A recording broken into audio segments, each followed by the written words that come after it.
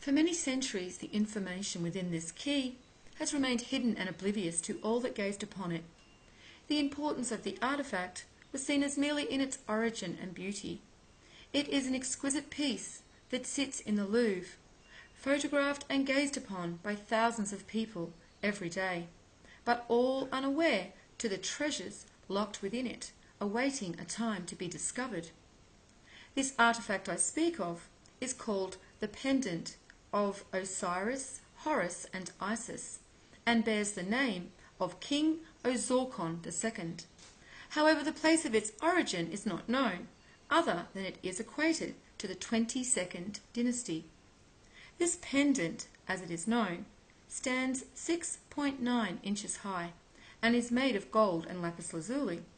On the bottom of the artifact, the inscription reads, "The King of Upper and Lower Egypt, the master of the two lands, Usa Mate, the chosen of Amun, the son of Ra, the lord of the crowns, Ozorkon, beloved of Amun, I grant you the years of Atum, like Ra.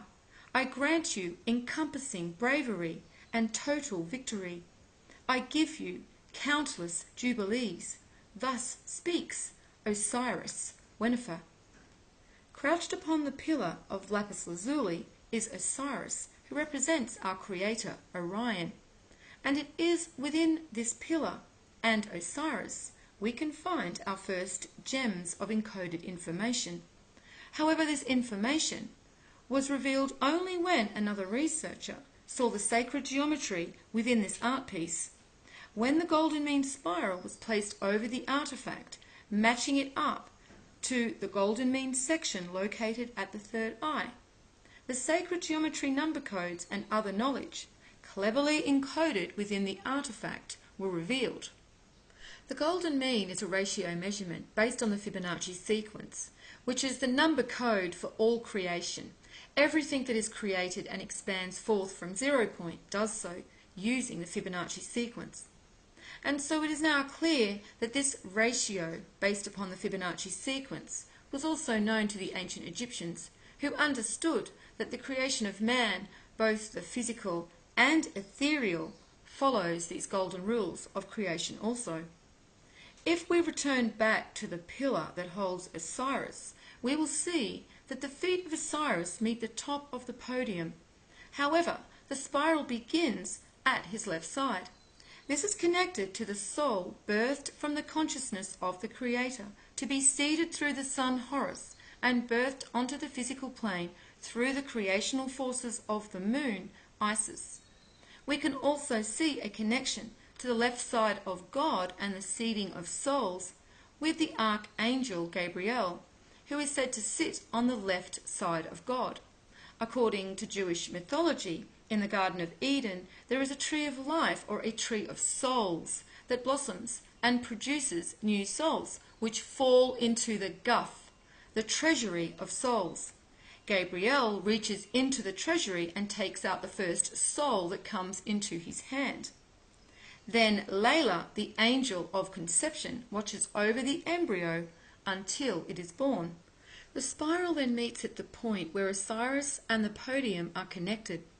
We see the golden mean section at this point is also connected to the navel on Isis. This is symbolic of God and the part of the divine within each soul being brought down onto the material plane through the navel chakra.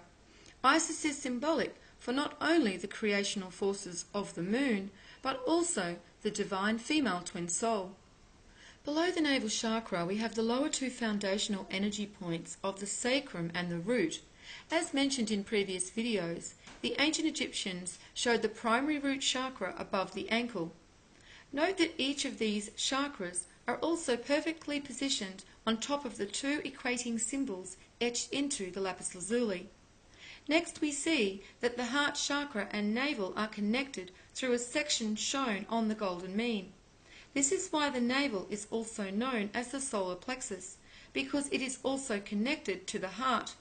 And as we can see, the heart is directly connected to Horus, who is also symbolic for the sun and the divine male twin soul. Above the heart, the golden mean section also meets at the third eye of Osiris, with the crown chakra sitting above his head. So the golden mean spiral placed over this artifact has now revealed the placement and interrelated energies that connect our energy centers within our ethereal body. However, as mentioned earlier, the golden mean is based on the Fibonacci sequence, and it is here we will find the sacred numbers that have been locked within this artifact, awaiting to be discovered. With the Fibonacci sequence, we can assign each energy point, or chakra, their correlating numbers. So we begin with the navel, where we see the number 0 plus 1 plus 1 are contained within the first golden mean section related to the navel chakra. This is symbolic for the creation of the souls from God consciousness, represented as 0. And the golden mean begins at this chakra because we are manifest into our physical form at this energy point. We then move on to the next golden mean section, and this equates to the heart chakra and is connected to the number 8 on the golden mean section and Fibonacci sequence. However, we can also find other numbers encoded within each of these energy points by adding the sum of all the previous numbers in the sequence together. When we do this at this point in the sequence, we now have the number 20 also relating to the heart chakra. The next golden mean section is at the third eye and crown chakra, and this equates to 13 on the golden mean section and Fibonacci sequence. And if we again add the sum of all the previous numbers in the sequence to this point, we get 33. So now we have both 13 and 33 encoded into the third eye and crown chakra. And when you look to the Freemasons' most revered symbol, it seems that this organization is also clearly aware of this connection to 33 and the crown chakra.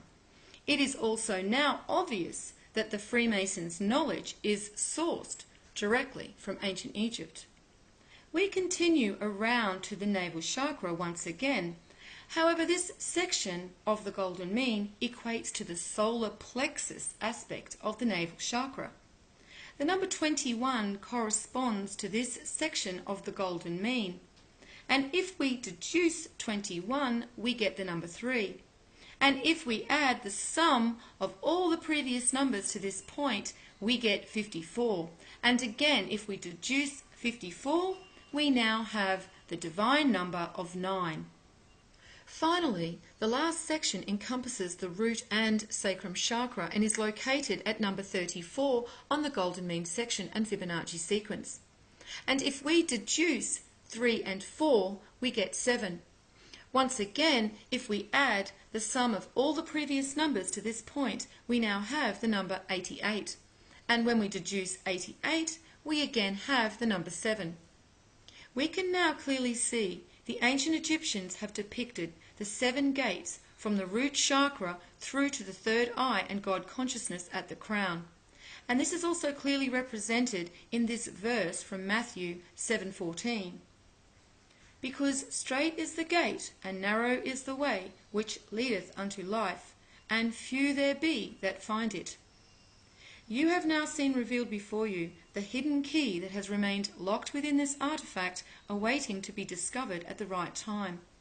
That time is now, as we move towards the end of this cycle, when all that was once hidden begins again to be revealed to us. What has been uncovered here, locked into the code within this pendant, is the secret of who you really are, an immortal, ethereal soul. Your physical container is but only a way you experience the material plane, because in truth you are a powerful and divine being of light.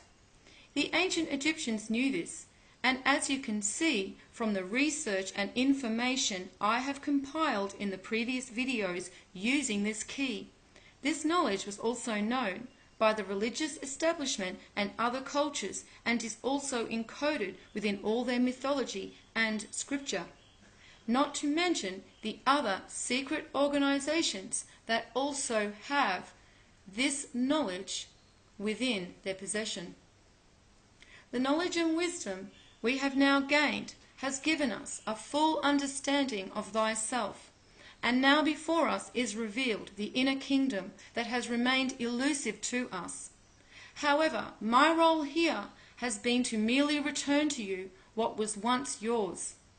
In sharing this knowledge, my only hope is that you have now gained an understanding to the truth of how powerful you really are.